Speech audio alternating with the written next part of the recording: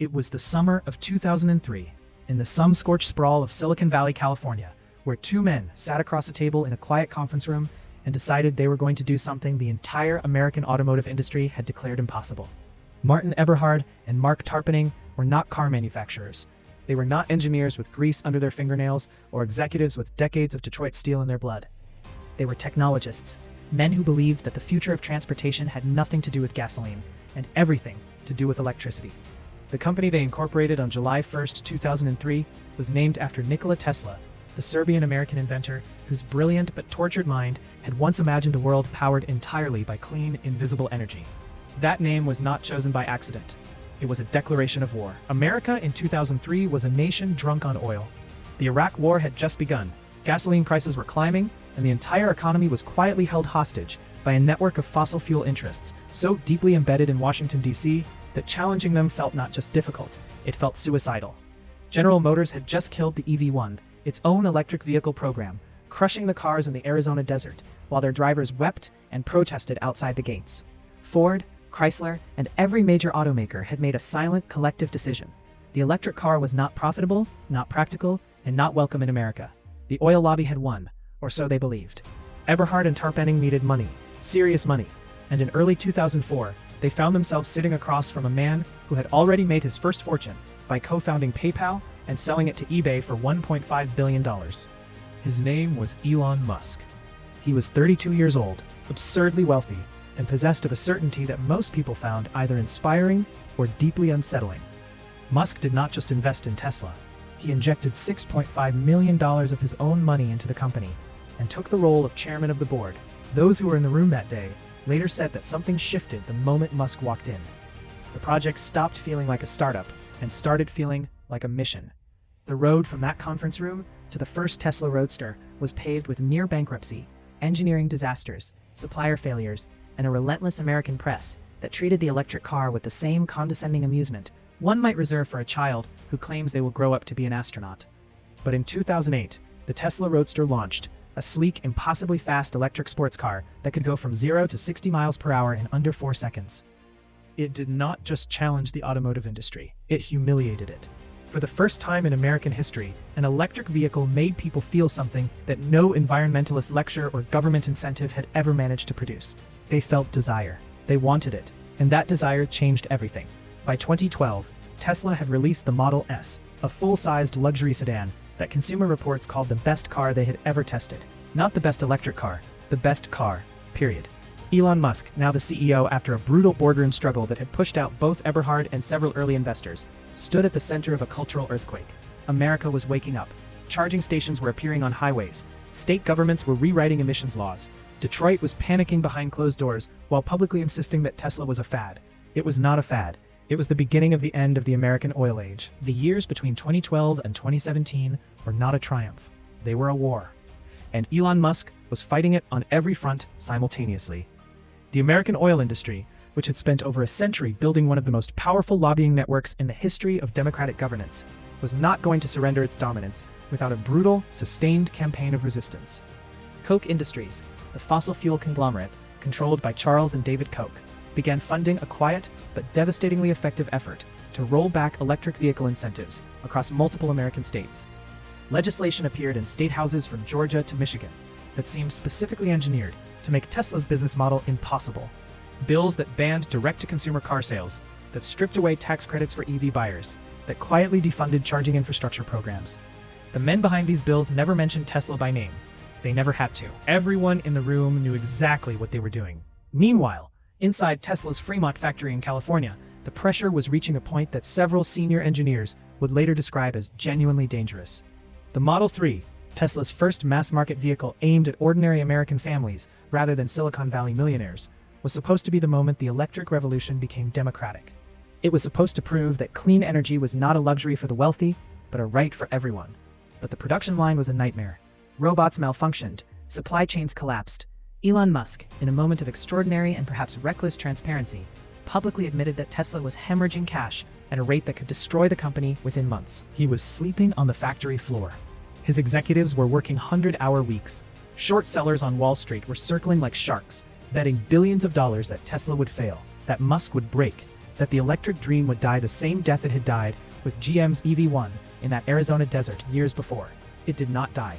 In the third quarter of 2018, Tesla produced over 50,000 Model 3 vehicles in a single 3-month period. The short sellers lost billions. The doubters went quiet. And something far more significant than a quarterly earnings report happened across the American landscape. Ordinary people, school teachers and nurses and small business owners in Ohio and Texas and Pennsylvania began driving electric cars for the first time in their lives. They plugged them in at night, the way they charged their phones.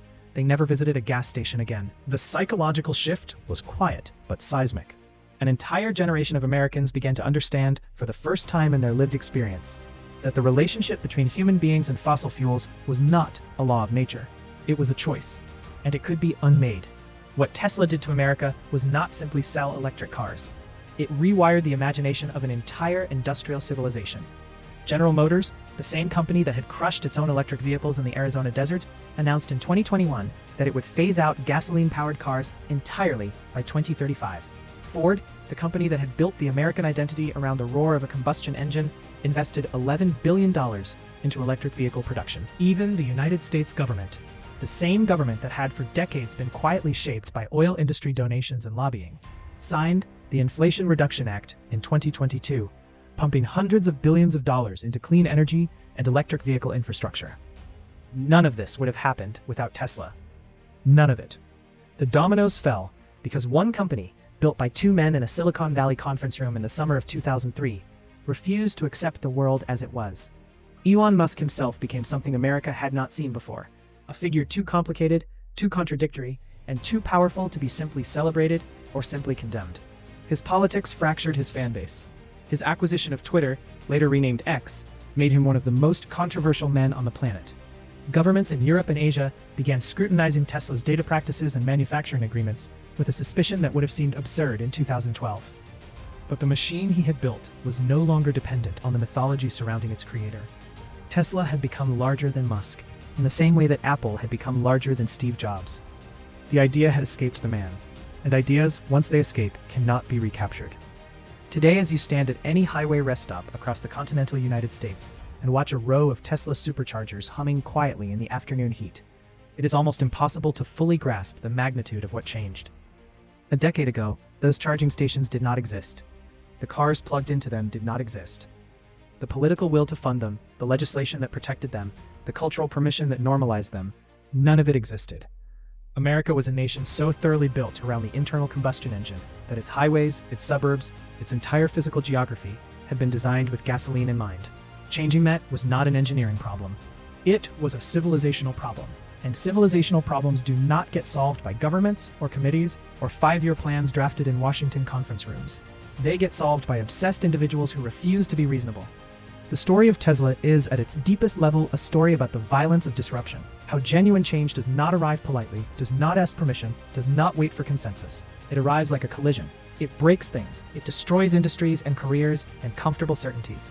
The oil executives who laughed at the Tesla Roadster in 2008 were not stupid men. They were men who had built their entire understanding of the world on a foundation that had held firm for over 100 years, and they could not imagine, genuinely could not imagine, that the foundation was about to crack.